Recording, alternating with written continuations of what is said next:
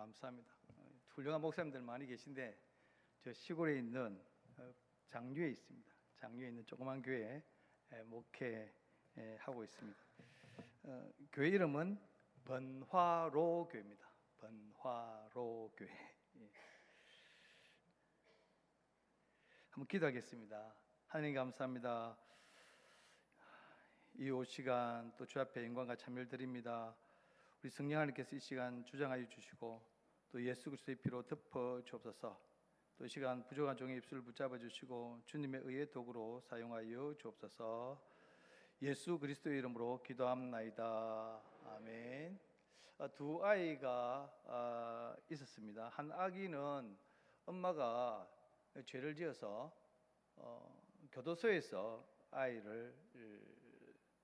태어났습니다. 그래서 이 아이는 교도소 안에서 각종 나쁜 것, 안 좋은 것, 싸우고 훔치고 도둑질하고 이런 욕하고 이런 것들을 보고 들으면서 자랐습니다.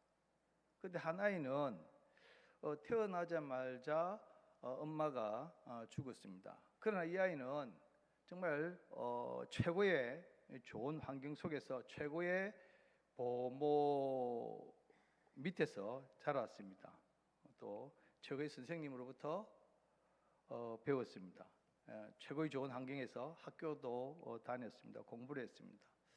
나중에 두 아이가 장성했는데 누가 더 인격적이고 바르고 곱게 자랐을까요? 먼저 교도소에 난 아이일까요? 아니면 보호 밑에서 자라는 아이일까요?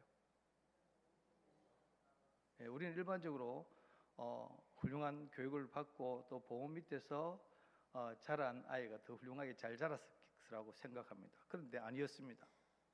비록 교도소지만 엄마의 품속에서 자란 아이가 더 반듯하고 멋있게 자랐다라는 겁니다. 왜냐하면 세상에 아무리 좋은 교육, 좋은 환경, 좋은 물질 이런 모든 것이 다 갖춰져 있다 하더라도 엄마의 사랑에는 미치지 못한다라는 겁니다. 그 교도소지만 엄마의 사랑을 받고 자란 아이가 더 훌륭하게 잘 자랐다라는 겁니다. 이 성도에게 있어서 이런 엄마의 역할을 하는 것이 바로 교회입니다. 교회가 엄마의 역할을 합니다. 성도는 교회를 통해서 태어나고 또 교회를 통해서 자라가고 교회 안에서 죽습니다. 성도에게 있어서 이런 엄마의 역할을 하는 이 교회인데 그래서 이게 3세기 중엽에 북아프리카의 카르타고의 주교이자 초기 기독교 작가였던 기프리아누스라고 하는 주교가 있습니다. 그분이 무슨 이야기했냐면 교회 밖에는 구원이 없다라고 했습니다. 교회는 고향과 같습니다. 그래서 교회를 성도의 어머니다라고 이렇게 부릅니다. 이거는 우리 일반적인 이야기고 우리 교회를 또 학술적으로 교회란 뭔가라고 이렇게 할 때 한번 띄워보시죠. 교회는 뭐라 하냐면 교회는 일반적으로 PPT 교회란 뭔가 할 때 일반적으로 교회는 예배당, 건물로 잘못 인식하고 있는 경우가 많이 있습니다. 그러나 교회는 예배 드리는 곳은 되지만 진정한 의미에서 교회는 아닙니다. 이 교회라는 말은 원래 에클레시아라는 헬라어에서 나온 말로 분리어 나감이라는 뜻입니다. 헬라인들에게 에클레시아란 자유민들이 공중의 일을 서로 의논하기 위하여 각 가정이나 직장에서 불려 나가서 모이는 집회를 뜻합니다. 그러니까 오늘 이 교회 에클레시아라는 말은 우리가 과거에 우리 동네에서 이제 반상회라는 게 있지 않습니까? 이 반상회라고 하십니다. 반상회면 모였다가 반상회 의논하고 난 뒤에 다 흩어지지 않습니까? 그처럼 모이는 그것이 바로 반상회로 모이는 것이 바로 에클레시아였다는 거죠. 그런데 이것을 이제 교회에서 가져와서 에클레시아 교회라는 단어를 사용했는데 그 교회에서는 다시 이 에클레시아를 다시 재해석해서 뭐라고 했냐면 밑에 보면 빨간 글씨로 보면 하나님께 특별히 서임을 받기 위해 분을 받은 성도들의 모임. 그래서 하나님의 특별히 서임을 받기 위해서 모인 성도들의 모임이 교회다라는 말입니다. 이 교회를 그림으로 이렇게 보면 이렇습니다. 그림 딱 보면, 자, 교회라 보십시오. 점들은 이 세상에 있는 많은 사람들입니다. 많은 사람들을 한 곳에 모았습니다. 한 곳에 모으고 그것에 십자가를 세우고 그것을 교회라 했다라는 겁니다. 그러면 이 교회 모여 있는 교회가 모였다가 나중에 모인 거 끝나는 게 아니고 이제는 모였으니까 흩어져야 되죠. 다음 그림 보십시오. 다음 그림 보면 교회가 다시 세상으로 흩어졌다. 그래, 교회는 모였다가 다시 흩어지는 것이 교회다라는 말입니다. 그러면 저 교회에 사람들이 모이는데, 그러면 이 모이는 사람들이 어떤 사람이 모이는가? 어떤 사람들이 모이는가? 이 교회는 이 죄인들이 모이는 곳입니다. 예수님이 세관에 앉아 있는 마태를 부르셨습니다. 마태는 기쁜 마음으로 예수님의 제자가 되기로 그렇게 결심했습니다. 그래서 과거의 삶을 청산하고 또 예수님의 제자가 되었다라는 것을 사람들에게 보이기 위해서 자기 집에 잔치를 벌였습니다. 그래서 세리와 각종 친구들을 모아서 잔치를 하는데 거기에 예수님과 또 제 아들이 함께 초청을 받았습니다. 그때 예수님이 식사를 같이 하고 있는데 이 바리새인들과 서기관들이 제 아들과 예수님을 향해서 비난을 합니다. 너희가 어찌하여 세리와 죄인들과 함께 먹고 마시느냐라고 이렇게 합니다. 그때 예수님이 하시는 말씀이 누가복음 5장 31절 32절 말씀, 같이 읽고 시작. 예수께서 대답하여 이르시되 건강한 자에게는 의사가 쓸데없고 병든 자에게라야 쓸데있나니 내가 의인을 부르러 온 것이 아니요 죄인을 불러 회개시키러 왔노라 했습니다. 그 예수님이 어떤 사람을 부르러 오셨는가라고 하면 죄인들을 불러 회개시키러 왔다라고 말씀하고 있습니다. 그러니까 교회에 모이는 사람들은 의인이 아니라 죄인이라는 말씀입니다. 죄인들. 그래서 교회는 죄인들이 모이는 곳입니다. 교도소에는 폭력과 또 거짓과 또 사기 이런 전과자들이 가득하고 병원에는 병균이 가득한 것처럼 교회는 죄가 가득한 곳입니다. 사람들이 일반적으로 생각할 때 교회는 의로운 사람, 착한 사람, 그리고 선한 사람이 모이는 곳이다 라고 이렇게 생각합니다. 그런데 이런 상식과 그런 인식을 가지고 교회에 나옵니다. 처음에는 교회에 나와서 참 분위기가 좋고 그러니까 사람들 알아가니까 참 좋습니다. 그래서 함께 신앙생활을 하면서 생활하는데 시간이 지나고 또 교인들 사이에 서로 가까워지니까 그때부터 죄인 냄새가 나기 시작합니다. 그래서 목사를 비롯해서 장로 그리고 권사, 집사 이런 본질적인 사람들의 본래 모습들이 나타납니다. 그러니까 그런 추한 모습을 바라보고 교회를 뛰쳐나가는 사람들이 너무나 많이 있습니다. 너희들끼리 잘 해먹고 잘 살아라. 그렇게 하면서 이제 교회에 나가고 하는 사람들, 그리고 심지어는 그런 사람들 중에 교회를 비방하고 또 손가락질하는 안티 기독교인들도 많이 있습니다. 오늘날 많은 이 안티 기독교인들이 왜 안티 기독교인이 되었습니까? 교회의 그런 모습을 보고 교회 밖으로 튀어나가서 안티 기독교인이 되었습니다. 그리고 왜 그런 현상이 일어나는가? 교회에 대한 잘못된 인식을 가지고 신앙생활을 출발했기 때문에 그렇습니다. 교회는 죄인들이 모이는 곳입니다. 의로운 사람, 착한 사람, 선한 사람은 본래부터 없습니다. 처음부터 예수님은 그런 사람을 부르지 않았습니다. 예수님이 부른 사람은 죄인들입니다. 그래서 성도들은 생각해야 됩니다. 교회는 죄인들이 모이는 곳이구나.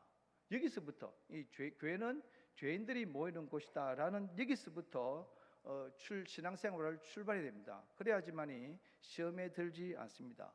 그래야지만이 바른 신앙생활을 할 수 있습니다. 교회는 죄인들이 모여 있기 때문에 여러 가지 연약하고 추한 모습들이 많이 있습니다.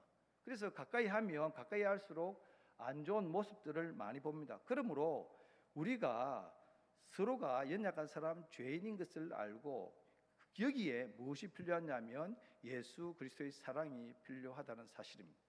서로 연약함, 서로 부족한 사람들이 있기 때문에 거기에 우리가 예수 그리스도의 사랑을 가지고 서로 보담아주고 서로 감싸주고 이해해주고 덮어줘야 한다는 사실입니다. 바리새인들과 사두개인들이나 서기관들처럼 잘못을 지적하고 비판하고 손가락질 해서는 하나가 될 수 없습니다. 연약한 사람들이 모여 있으니까 사랑이 필요한 겁니다. 우리 죄인을 사랑하신 예수님의 사랑으로 허물을 덮어줘야지만이 건강한 교회가 될 수 있습니다. 그럼 이런 죄인들이 모이는 교회는 무엇을 하는 곳인가? 예수님이 죄인들을 모아서 무엇을 하셨는가라고 할 때 아까 우리 그림에서 보았듯이 파송했다는 거죠. 보냈다는 겁니다. 그 파송하기 위해서는 그냥 파송하는 것이 아니라 교회는 뭐 하는 곳이냐면 훈련하는 곳이다. 훈련해서 파송하는 겁니다. 그리고 예수님이 제자들을 부르시고 그들을 훈련하셨습니다. 또 가르쳤습니다. 마태복음 5장 1절 2절 말씀 보면 마태복음 5장은 5장에서 7장까지는 우리 예수님의 산상보훈이라고 말씀하고 있죠. 이 산상보훈, 산상설교라고 하는데 그 마태복음 5장 1절 2절 시작할 때 보면 이렇게 말씀하고 있습니다. 예수께서 무리를 보시고 산에 올라가 앉으시니 제 아들이 나온지라 입을 열어 어떻게 했다고요? 가르쳐. 설교하신 것이 아니라 가르쳤다. 가르쳐. 입을 열어 가르쳤습니다. 그래 가르쳐서 훈련시켰다라는 말씀입니다. 그래서 예수님 교인들을 모아서 그 교회는 교인 성도들을 모아서 거기서 뭐 하냐면 훈련시키는 곳입니다. 훈련시키는 곳. 그 모여서 서로 놀고 뭐 잡담이 나고 놀러 가고 관광하는 곳이 아니다라는 말씀입니다. 어떤 사람들은 이 교회를 자기 사업의 사업장으로 생각하는 사람도 있습니다. 또 어떤 사람들은 자기 표를 위해서 정치하는 곳으로 생각하는 사람들도 있습니다. 정치의 수단으로 삼고 자기의 사업의 수단으로 삼는 사람들이 있습니다. 또 어떤 사람들은 자기의 취미 활동하는 것으로 아는 사람이 있습니다. 중요한 것은 그게 아니다라는 말씀입니다. 뭐 주례 교회는 뭐 그런 분이 없겠지만 뭐 저희 교회 같은 교회는 또 그런 사람이 있습니다. 뭐 기도회 하자, 또 전도하자, 뭐 이렇게 하면 뭐 그때는 또 말씀 공부하자 할 때는 안 모이다가 놀러 가자 하면 뭐 예, 놀러 가자라면 막 그냥 막 뛰어와서 막 놀고 가는 이런 사람들이 있습니다. 물론 우리가 교회에 모여서 뭐 단합을 위해서 소풍도 가고 또 화목을 위해서 여러 가지 일도 하고 식사도 할 수 있습니다. 그러나 교회는 본질적으로 그런 것이 아니다라는 말씀입니다. 이 말씀으로 또 가르치고 또 가르침을 받고 또 훈련하고 훈련을 받는 곳입니다. 또 설교를 통해서 또 가르침을 받고 성경 공부를 통해서 또 훈련을 받아야 됩니다. 그래서 제자는 태어나는 것이 아니라 만들어진다는 사실입니다. 그렇기 때문에 나는 뭐 나이가 들어서 못한다, 뭐 나는 이제 시간이 없다, 그런 부분들이 들어있는데 훈련하는 시간을 만들어야 됩니다. 누가 주어지지 않습니다. 만들어야 됩니다. 그게 참가야 됩니다. 오늘날 우리 한국 교회에 이 다음 세대들, 교회들마다 굉장히 문제지 않습니까? 교회들마다 다 떠나는데 다음 세대들이 가장 큰 이유 중에 하나가 바로 뭐냐면 부모들이 자기의 자녀들을 제자 삼지 않았다라는 것입니다. 자기 자녀들이 요즘 제대로 신앙생활을 하는 사람들이 별로 없습니다. 그래서 현용수 목사님은 부모들이 자녀들을 제자 삼으라라고 이렇게 책을 만들어서 책을 이렇게 가르치고 있는데 정말 우리가 자기 자녀를 제자 삼기 위해서 자기 자녀를 바르게 가르치기 위해서 그러기 위해서 내가 먼저 배워야 되죠. 내가 먼저 훈련받고 내가 먼저 가르침을 받아야죠. 그래야지만 우리 자녀들을 양육하고 또 그들을 제자로 또 성장시킬 수 있습니다.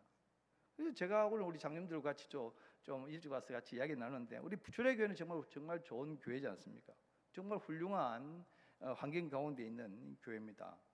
우리 이제 이인건 목사님 정말 훌륭한 목사님입니다. 정말 좋은 또 신앙 아름다운 것들을 잘 전수하신 이렇게 목사님입니다. 그 이영근 목사님이 제가 개척할 때 오셔서 개척 예배 때 오셔서 우리 교회에 권면해 주셨습니다. 그리고 다른 말은 다 생각나지 않고 한 가지 생각나는 말씀이었는데 초심을 잊지 말라라고 이렇게 말씀해 주셨습니다. 그런데 초심을 저는 잊었습니다. 예. 초심 잊지 말라. 참 그 좋은 토대 가운데 우리 주례교회는 있습니다. 그리고 지금 현재 담임하고 있는 이광주 목사님, 참 인성과 실력 그리고 영성을 갖춘 목사님입니다. 뭐 젊은 목사님 축에 들지 않습니까? 아직까지 그 젊은 목사님 우리 이광주 목사님 정말 이렇게 복이 드문 그런 인성과 또 그 겸손함 그런 인격을 갖춘 그런 목사입니다. 뭐 학교도 좋은 학교 나왔지 않습니까? 총신신대원 신학대학원 이름 잘 모르시지만 총신신대원 나왔다 그러면 한국에서 신학교 최고 좋은 신학입니다. 뭐 우리 말로 하면 일반적으로 대학 서울대학교 서울대학교급이죠. 이런 신학교 나와서 이렇게 진짜인가요? 진짜입니다. 대단한 실력입니다. 또 인성과 또 겸손함을 가지고 계신 분인데 저랑 우리 이제 이광주 목사님이랑 우리 고시부에서 같이 좀 한 2년 동안 같이 섬겼는데 이 이광주 목사님이 선배들을 잘 섬기더라고요. 그래서 굉장히 인격과 실력을 갖춘 목사님이구나라는 이런 생각을 갖게 되었습니다. 여러분들이 우리 이광주 목사님과 함께 또 교회를 이제 주례교회를 세워나가는 것이 얼마나 큰 축복이고 얼마나 아름다운 일인지 모릅니다. 앞으로 우리 이광주 목사님과 함께 한 마음을 가지고 주례교회를 세워나간다 그러면 주례교회는 지금보다 더 좋은 교회, 정말 미래가 있는 그런 교회가 될 줄 믿습니다. 훈련을 잘 받아서 이 훈련을 잘 받아서 어떻게 하겠습니까? 이제 교회의 핵심 멤버로 들어와야 됩니다. 겉돌지 말고 우리 교회의 이 구성원들을 보면 우리 한 그림을 볼까요? 그림 보면 헌신동심원이라는 이것인데 이제 미국의 세들백 교회에서 가져온 건데 이 교회 구성원들을 보면 이 군중, 참여자, 봉사자, 핵심 멤버라고 이렇게 구성되어 있습니다. 이 교회원들마다 이 군중은 손님입니다. 주일에 왔다 그냥 갑니다. 출석하고 싶으면 출석하고 안 하고 싶으면 안 하고 주인 의식, 교회에 대한 주인 의식도 없고 휩쓸려 다닙니다. 또 그리고 교회를 쉽게 옮겨 다니는 사람입니다. 참여자가 있습니다. 참여자는 주일 성수도 좀 하고 헌금도 조금하고 기관에 모임이 있으면 좀 한 번씩 참석하고 그러다가 수 틀리면 안 오고 하는 그런 분. 봉사자 있습니다. 봉사자는 직분을 맡아서 봉사를 합니다. 교사, 찬양대, 집사, 권사 이런 분들입니다. 또 헌금도 정기적으로 합니다. 또 주인의식을 가집니다. 그런데 핵심 멤버가 있습니다. 핵심 멤버는 목사와 함께 동력하는 그룹입니다. 이분들을 중심으로 해서 교회가 움직입니다. 목사, 장로, 권사 이런 그룹들 이런 모습입니다. 그뿐만 아니라 구역장과 또 교사들 이런 분들이 여기 핵심 멤버에 들어갑니다.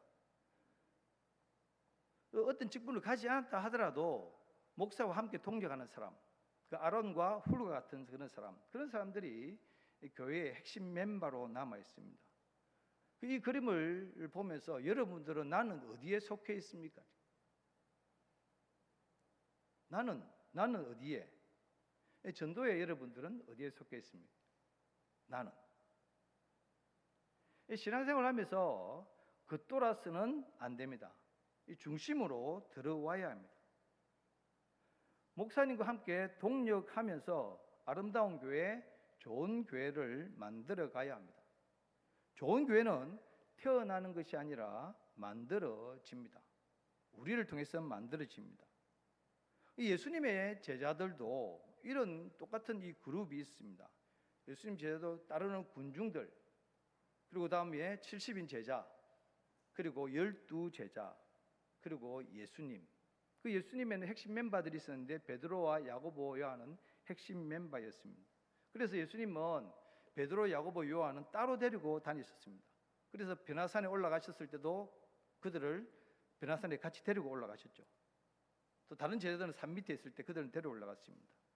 또 뿐만 아니라 예수님이 겟세마네 동산에서 기도하실 때도 그들은 따로 데리고 가셨습니다.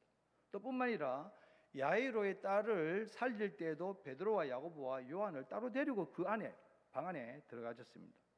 우리는 어떻습니까? 우리는 어차피 교회를 떠나지 않을 것 아닙니까? 어차피 하나님을 떠나지 않을 것 아닙니까? 그리고 이왕이면 우리가 교회의 한 구성원으로서 겉도는 사람이 아니라 중심으로 들어와야 될 줄은 믿습니다. 중심으로 들어와야 됩니다.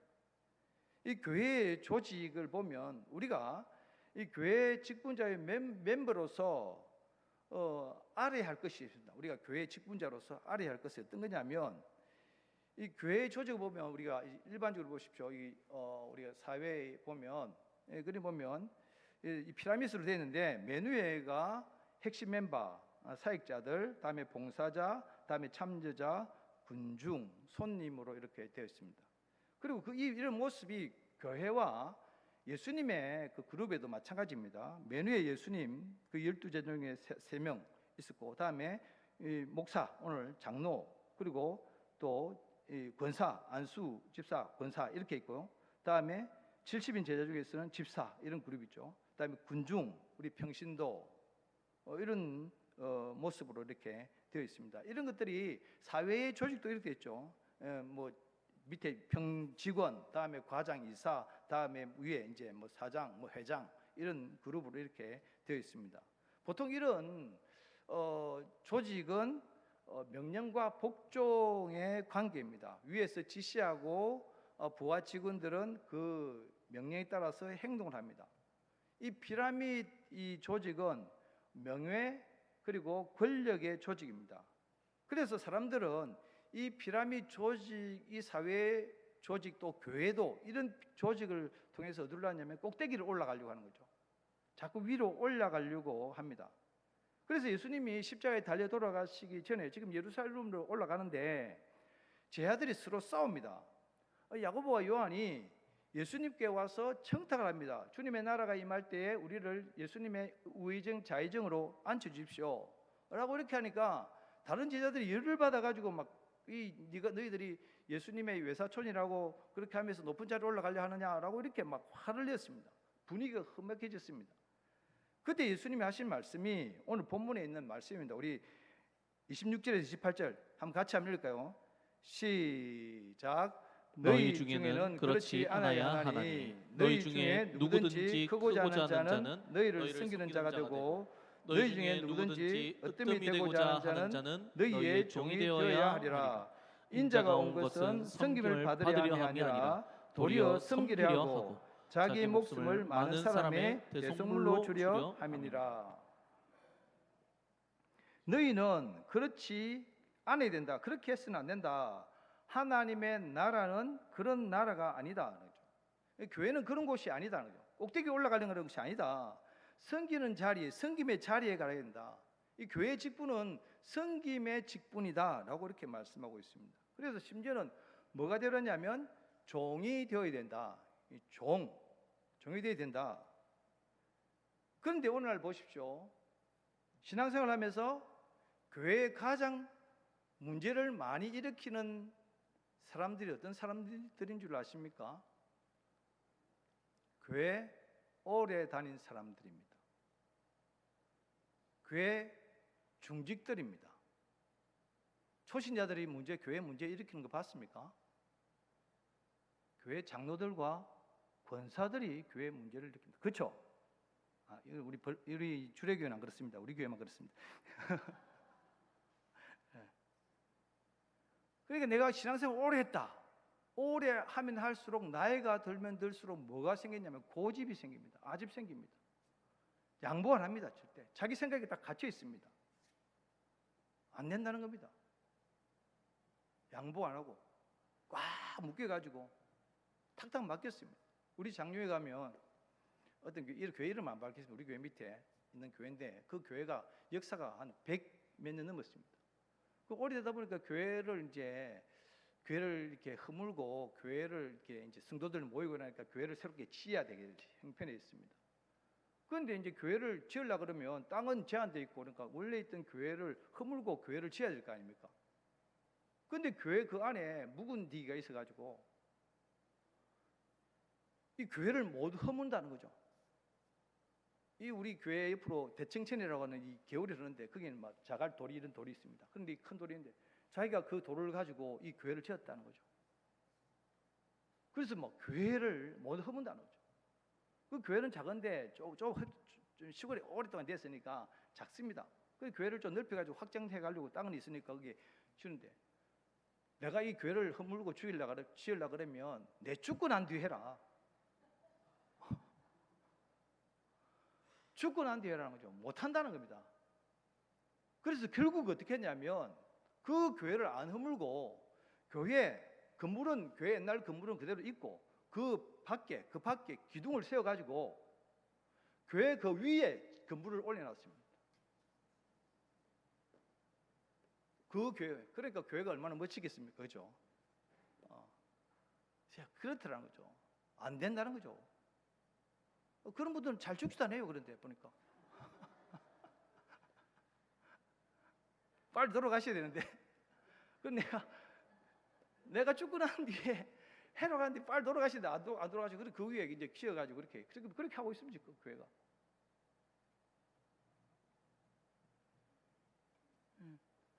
우리는 이 나이가 들고 또 우리가 오래 섬기면 섬길수록 정말 우리 교회의 미래를 위해서, 다음 세대를 위해서 우리들이 이 디딤돌이 돼야 되는데 자꾸 걸림돌이 된다는 거죠. 우리는 디딤돌이 돼야 됩니다. 나는 죽겠다 생각하고, 근데 자꾸 우리 고집 때문에. 예수님이 말씀하신 오늘 말씀입니다. 나는 죽으러 왔다라고 이렇게 말씀하고 있습니다. 그래서 나는 대속물로 주기 위해서 왔다라고 말씀합니다. 그래서 예수님의 말씀에 따르면 예수님의 조직은 이렇습니다. 눈에 보이는 저 피라미드 같은 저런 조직이 아니라 교회의 참 조직은 영적인 조직입니다. 어떤 조직이냐면 보십시오. 다음 조직 보십시오. 저런 조직입니다. 교회는. 그러니까 밑에 예수님, 우리 목사 장로들이 밑에 있고, 다음에 12제자들 있고, 다음에 장로들 안수집사, 위에 70인 제자, 집사들, 메리의 평신도 있다는 거죠. 그러니까 실제적으로 우리가 교회의 진짜 조직은 눈에 보이지 않는 이 영적 조직이, 이 조직에 의해서 교회가 움직이고 있습니다. 그러니까 우리가 이런 조직을 섬김의 조직, 영적인 조직이라고 합니다.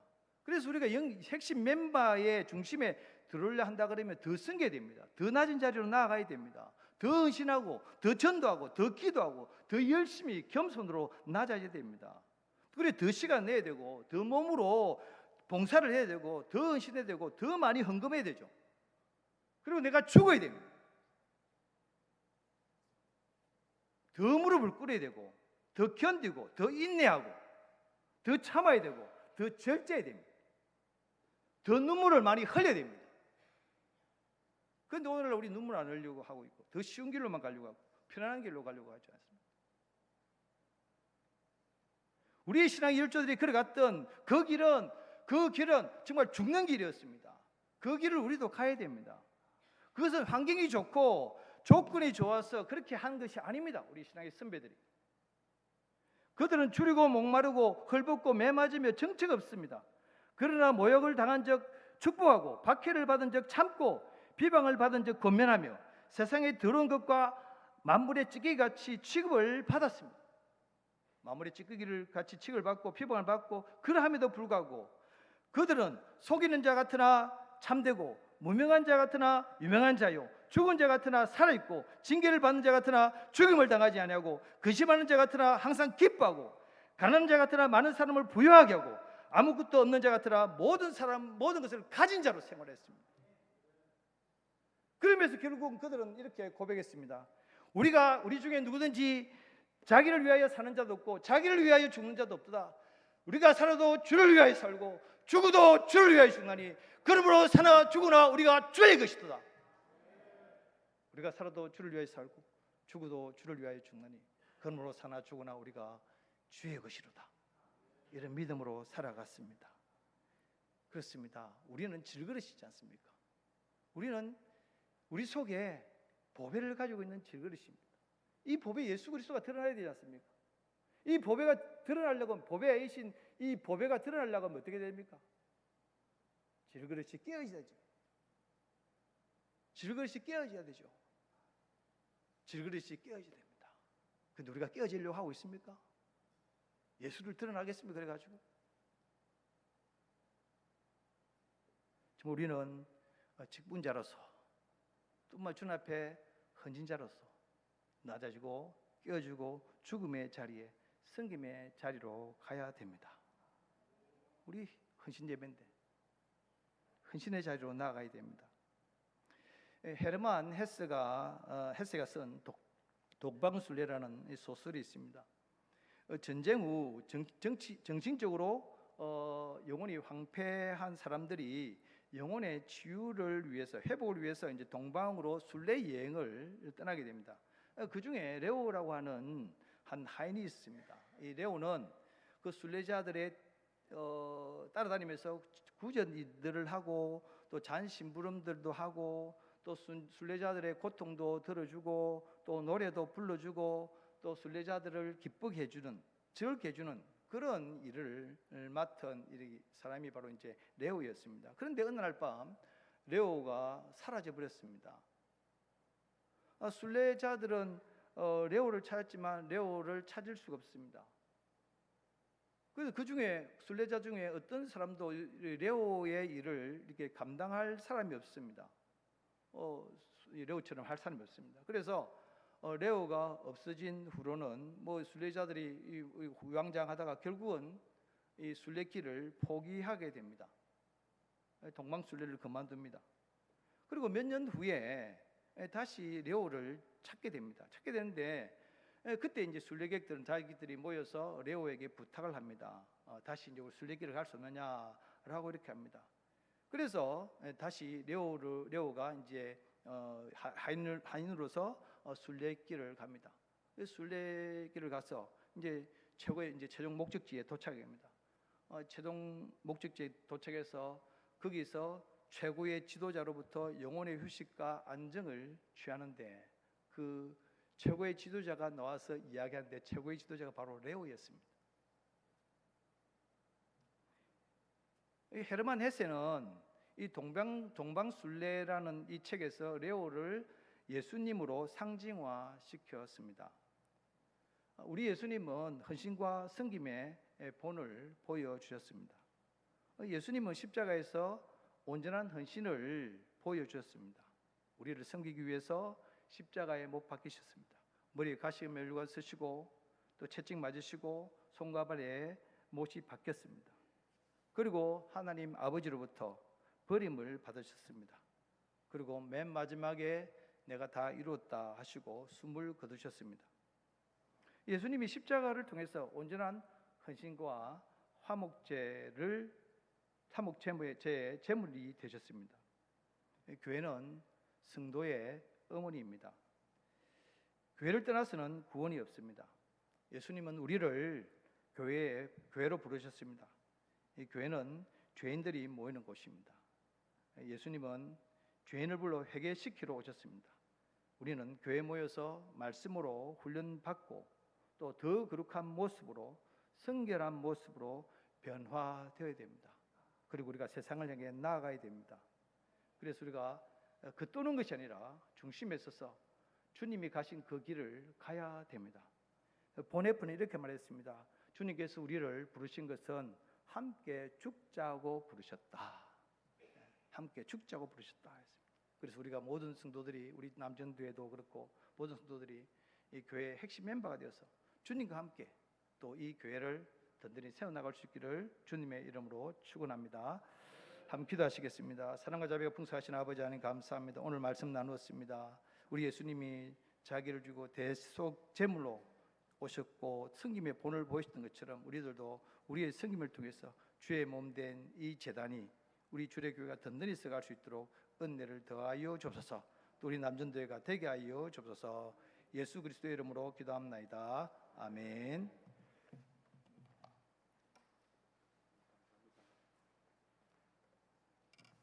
우리 목사님 귀한 말씀 주셔서 감사드립니다. 목사님 말씀 주신 가지고 한 주간도 승리하시기 바랍니다. 순수에 따라 헌금하는 시간을 갖겠습니다. 우리 총무 대신 호영재 장로님 기도하겠습니다.